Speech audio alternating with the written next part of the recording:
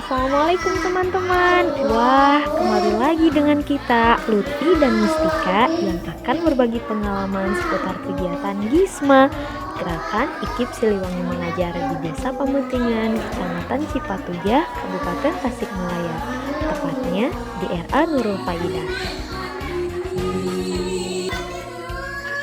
For your information, beberapa hari ke belakang Desa Pamutingan diguyur hujan nih teman-teman, yang mengakibatkan sekolah RA diliburkan sementara untuk meminimalisir terjadinya kejadian yang tidak diinginkan karena akses jalan yang kurang baik. Tapi alhamdulillah pagi hari ini cuacanya cerah, langit juga terlihat sumringah, anak-anak juga semakin bersemangat nih untuk bersekolah lagi.